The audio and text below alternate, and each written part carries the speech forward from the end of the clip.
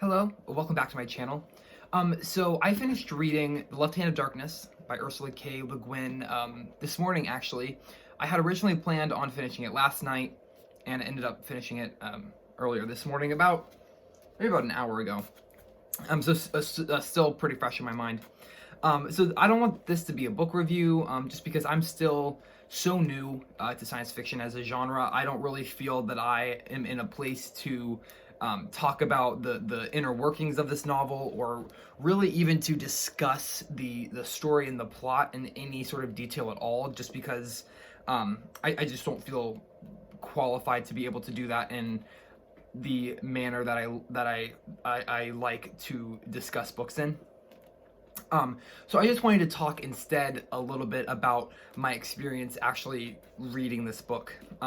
So I have really read no science fiction in the past at all, and so this year I wanted to start reading a lot more science fiction, as well as some fantasy, and really kind of open up my reading world and my reading tastes a little bit, because I've realized I've cut myself off from quite a lot of incredible stories and authors by only reading classic literature or literary fiction or historical nonfiction. I've cut myself off from so much that is out there by way of incredible authors and incredible stories and storytelling. And so I wanted to really be able to experience some of those other worlds this year.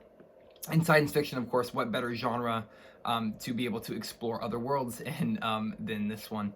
And so I really enjoyed The Left Hand of Darkness. I read it in about 2 sittings, and I think that was a great way for me to read this, because I was able to get fully into the story and then just stay in it and just be in the story for the duration of the novel.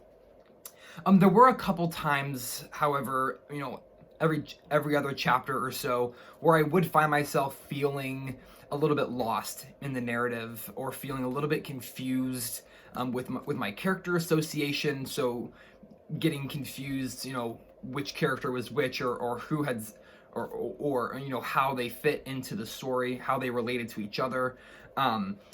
So I found myself getting lost. It was always easy to get back into the story and then and to correct those errors in my brain, in my reading process, but certainly those moments happened quite frequently, which I don't put that as a flaw of the novel or a flaw of the author. That is completely on me as the reader, just not being very familiar with the way that the novel works, with the way that the genre works. I'm very used to classic literature and literary fiction, and these genres all have things in common for sure, but they definitely have their own unique attributes that make them stand out when compared to other genres.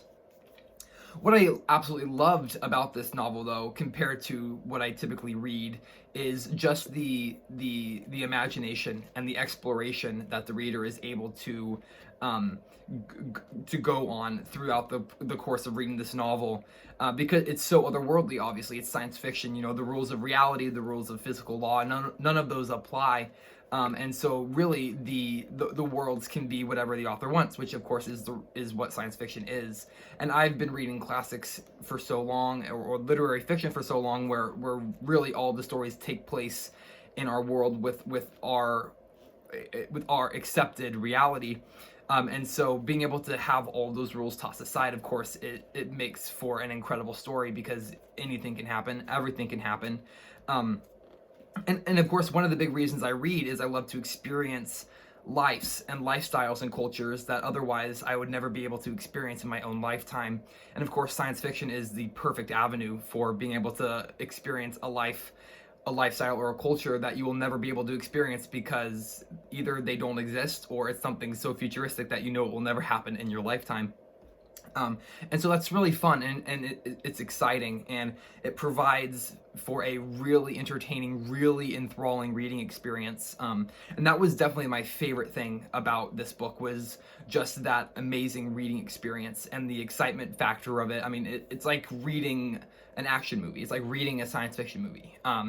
And the descriptions are vivid and beautiful, and the characters are also interesting and intriguing, and the cultures that are created and the world building is absolutely phenomenal, and it just feels incredibly real, and it feels so ancient. It feels like it's been there forever, and that it really is a culture. It really is a people group. It really is an intergalactic a community.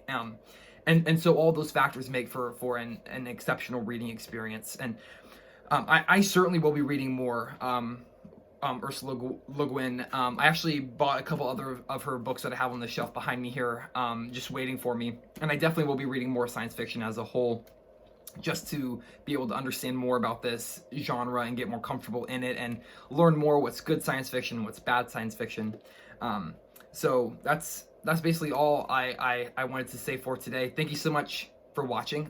If you like this video, please feel free to subscribe. If you are already subscribed to my channel, thank you so much. I really appreciate it. If you have any other science fiction recommendations, be sure to let me know in the comments below. If you have any of your own thoughts about The Left Hand of Darkness, please do also let me know about those in the comments. Thank you so much for watching, and I'll see you next time. Bye.